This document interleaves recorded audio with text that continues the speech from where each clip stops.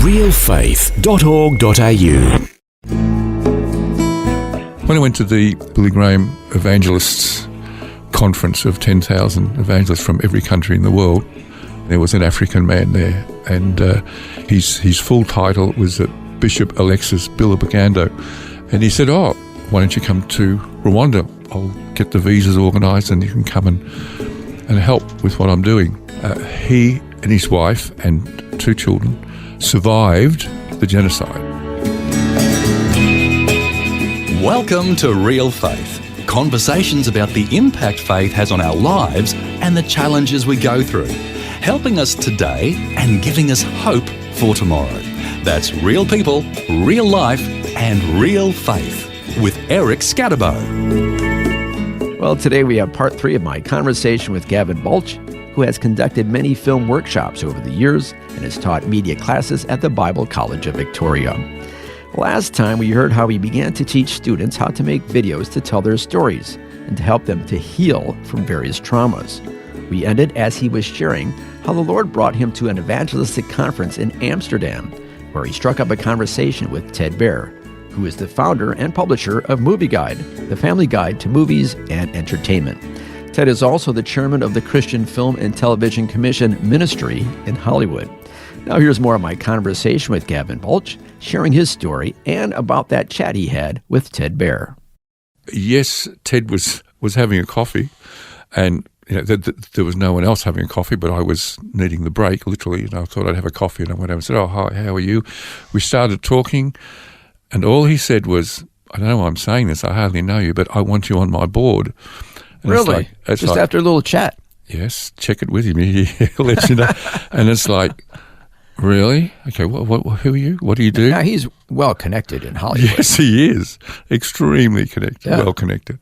And he graciously waived some fees, which board members, they are positioned and wealthy people.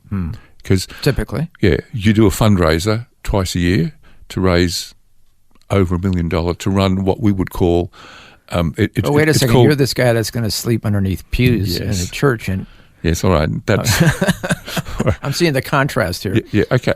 Well, that's the contrast is there, because the contrast to me is like, I don't even know who Ted is. Anyway, I would travel overseas to the board meetings and... Why do you think he wanted you on his board? He would have to answer that. You've since become really good friends. Yes.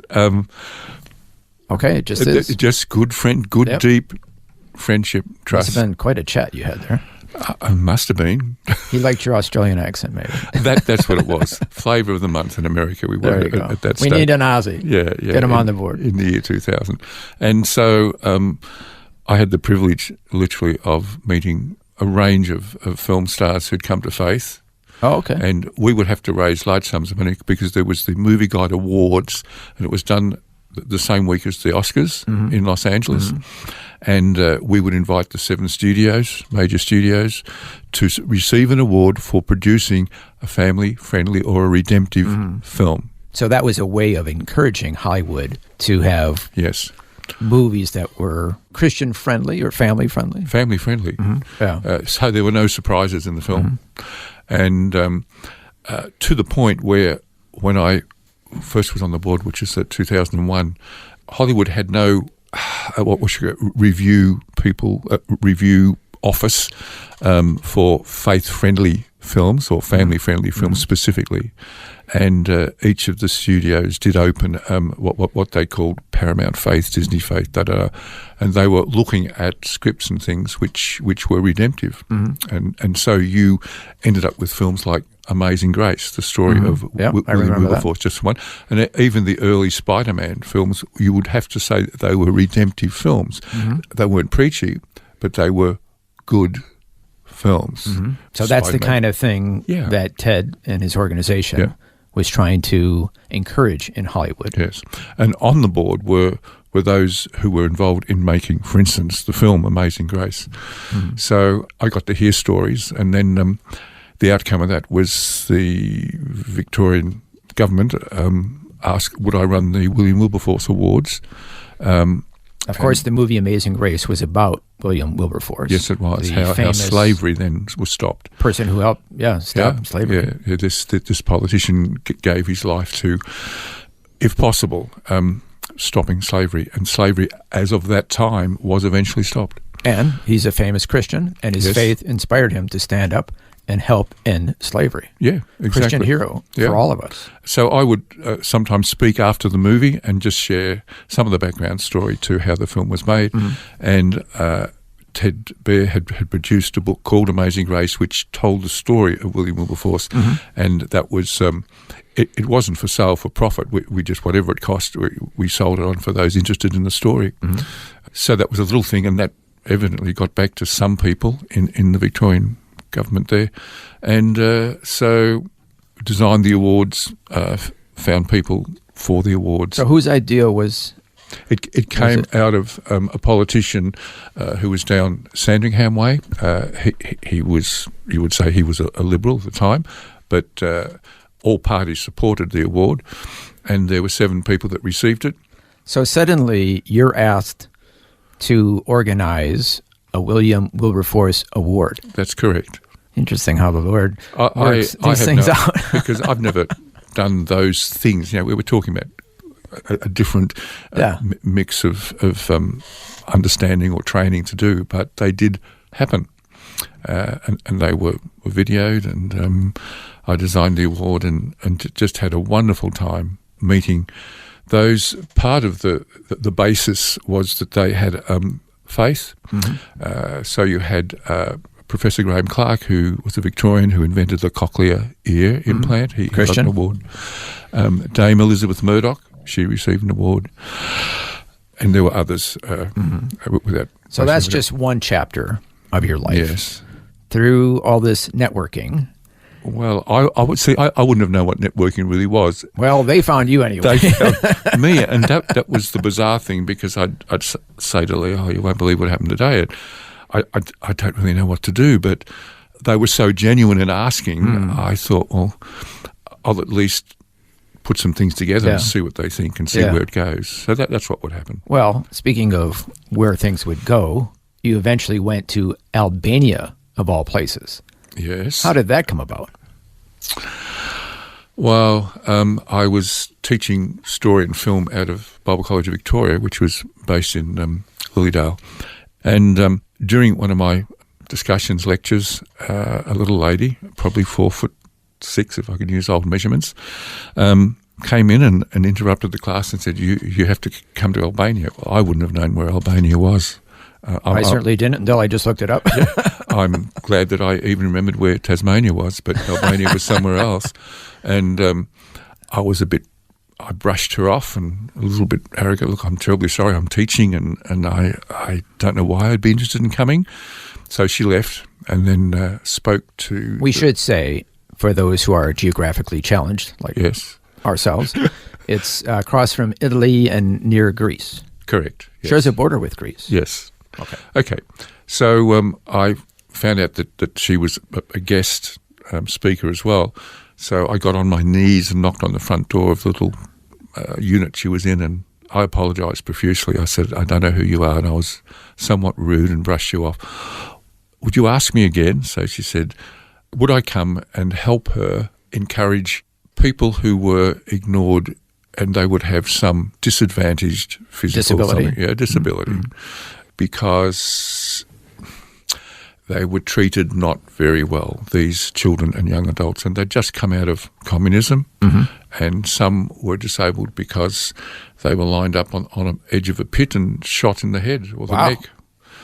So this basically was a form of infanticide that was going on in Albania, or those post-communism. Yes. Or during communism. No, there's two. During communism, those who were not liked by the government, who were dispensed with, disposed of, some of them lived through that, and but they had disability because their spine or they were tortured. They'd be totally broken in some way. Yeah. But there was no help for them when communism fell. There were children who were dispensed with, even for as little as a cleft palate or hair lip. They were just abandoned. Yeah. And so we would literally pick up in our arms children. So she wanted you to come to Albania to help them. Yeah. Now, you're a filmmaker. How are you? What did she think? I don't know, just help them tell stories. In fact, my first visit of 10 days or more, I couldn't speak the language. And she had to leave the country quickly to get some funds from Scandinavia, and she didn't even have time to tell me she had to catch a plane and fly out. So suddenly she's missing. She's missing, and I'm using gesturing, because there was no language other, and I was pointing to broken cups, trying to say I'm also broken, and you're broken and I'm broken, and drawing things on paper or making little drums for some of the younger kids who like to tap saucepans for a drum, and 10 days of, I don't know, just surviving in this environment that, the meal would be a leaf of lettuce and a boiled egg once a day or twice a day. There wasn't much food. At this point, are you wondering, why am I here? Oh, yes. Why did I go? Yeah. Because she's not here, the lady who I was moved by her story. And then she came back a day before I was actually to fly out, because that was my ticket. And she said, the children have asked us to meet together. So they she could speak Albanian and so forth. And they were producing things that they'd hidden in their clothes, like a cup and that. But they were telling her how it was that they had suffered with their disability. Because they were traumatized and were unable to, because they had, their minds had protected them by placing it in some little space in the mind where repressing the trauma, yes. the memory. But through this gesturing, right, symbolism, let's call it, or using an inanimate object to explain something about them, they were beginning to tell her how it happened and naming the trauma that was really affecting them, and they were becoming more active and aware that... And finding their voice. Yes. You see, they had no voice. And this is the situation when something's repressed. Well, you're not talking about it. You can't. We don't have anything. It's too painful to even... part remember something. But this was helping them. Oh, it was, but I didn't know that. But it did. And so from there I went back 9 times, I think, and worked further with her. I even took a young American man who I'd known for some years who was a quadriplegic to encourage others that they could do something by having an implement in their mouth, like a pen or a stick or a straw. Yes, tell us about your friend. Andy Phelps, a lovely young man who had taught himself to edit film. And I used to visit... By using a pencil in his mouth? Yes, what you do, the early mouse had a ball underneath it. So if you turned a mouse... Yep, I remember the early with mouses. The ball, yeah. Okay, so we're talking about the years... about 2000, early 2000. 2005, yeah. If you turned the mouse upside down and you poked it with a stick, you could make the ball roll, which meant... You could move the cursor around... That's right. A computer screen. Yeah. By pushing that ball with an upside-down mouse with a pencil. Yeah, and those who couldn't... That he put in his mouth. Yeah, and those who couldn't talk could type, right? Could edit. Or the thing was, the world opened up. Yeah. They had access to something outside of I, me, and myself. Yeah. So you brought Andy to Albania. Yes. To inspire and encourage. Yeah. So you did that several times. Yes. The Lord only knows the legacy of helping them share their story. There's an interesting word, legacy. I'll never know. I have a sense that here and there you hear of one or two help, but you don't even have to know that. That's not why you do it, to know. You find yourself somewhere and you lose the focus on I, me, and myself and place it on another, and that other becomes a significant other, and you trust and pray that you leave something that is good and positive and right, and as a vehicle for them to engage in a more abundant way life and living. So using art and creativity to help people heal from trauma and other challenges. Yes. Today, once again, I'm chatting with Gavin Baulch about his incredible adventures related to media in many parts of the world. We'll hear more of Gavin's story when we return right here on Real Faith. The Word for Today is Australia's most widely read daily devotional, designed to give you practical teaching to keep you focused on your relationship with Jesus. Read it online or subscribe to the free printed edition at thewordfortoday.com.au.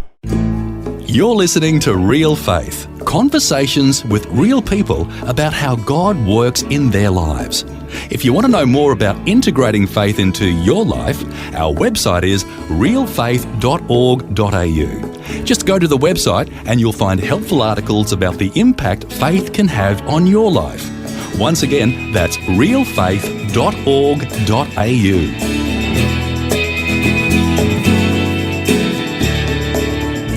Welcome back. I'm Eric Scadabo, and today, once again, I'm chatting with Gavin Baulch, who's sharing his incredible adventures related to media in many parts of the world. Before the break, we heard how the Lord led him to Albania. Next, we'll hear how the Lord opens a door for him to go to Rwanda as he continues to share his story. Not surprisingly, you were named the chaplain to the arts in Melbourne. Yes, that got around some circles, and I would pray before that Christian or the dance group or whatever it was performed somewhere.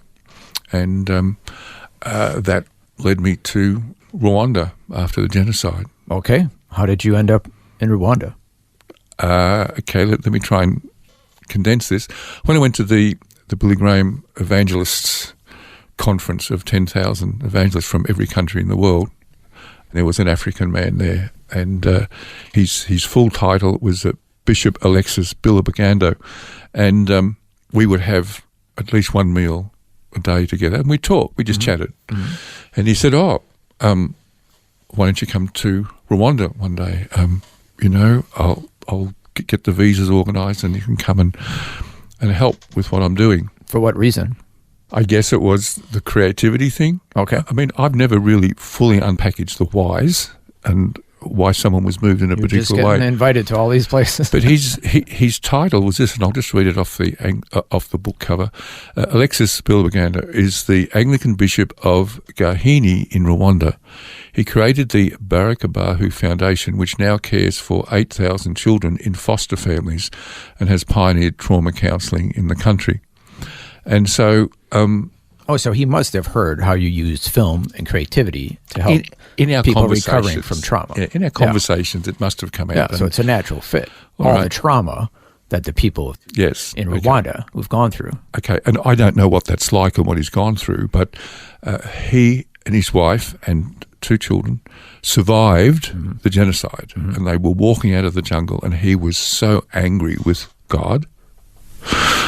Why was he left alive when his whole other family, like parents and others, were killed?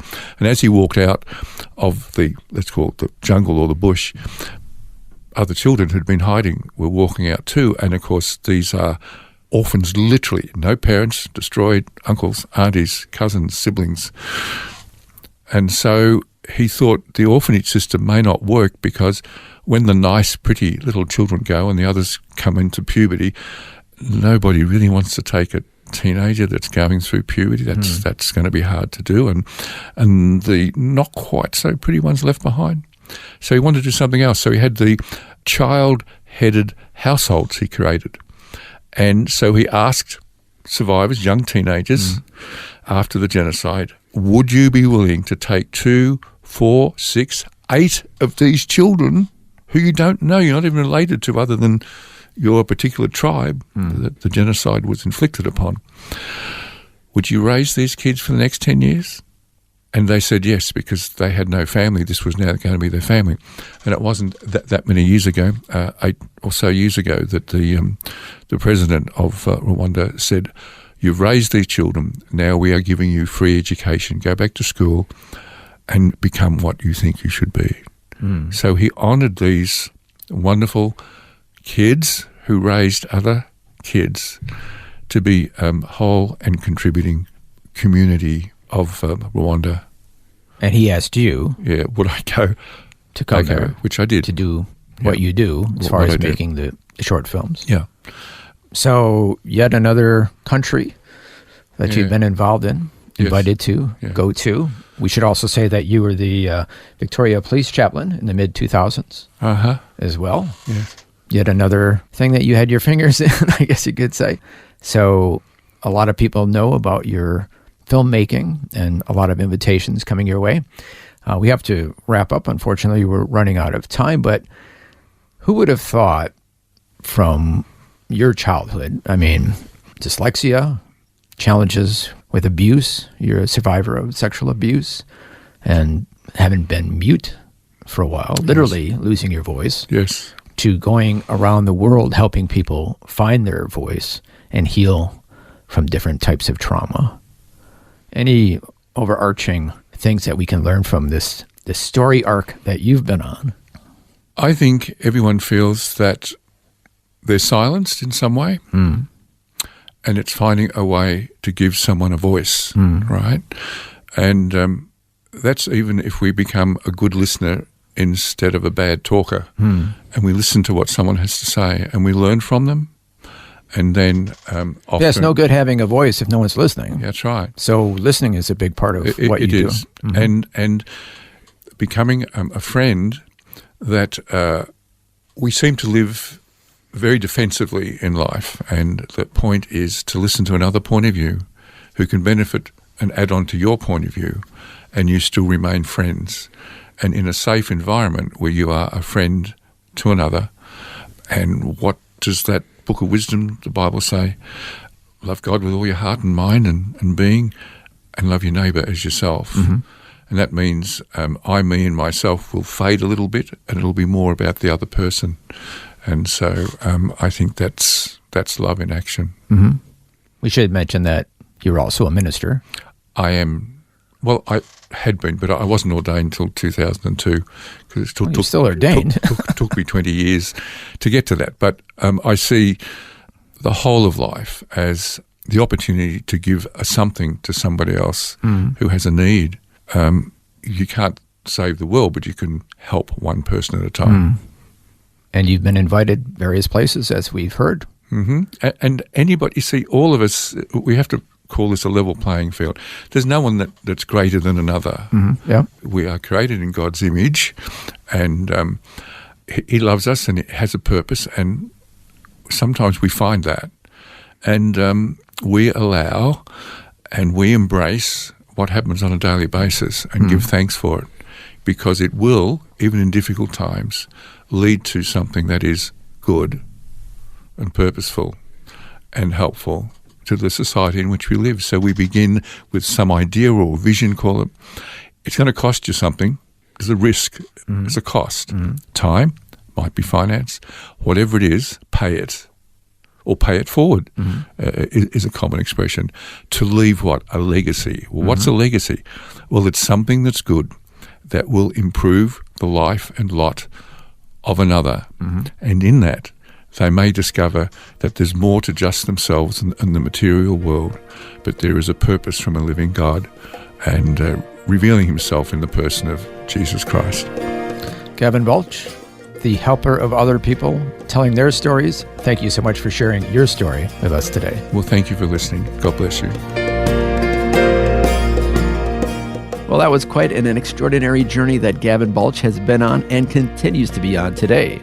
It's hard to keep track of all the places he's been to and all the projects that he's been a part of.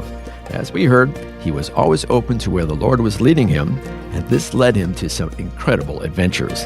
As it says in the book of Proverbs, a man's heart plans his way, but the Lord directs his steps. Well, thank you so much for joining us for this 3-part series chatting with Gavin Baulch about his inspiring story. And until next time, I'm Eric Scadabo. So long, and God bless.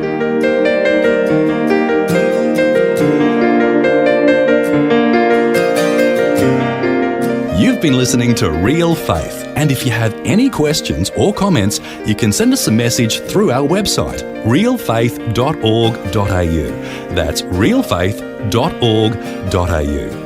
Thanks for listening, and we invite you to join us again next time for more conversations about God working in the lives of people who put their faith and trust in Him.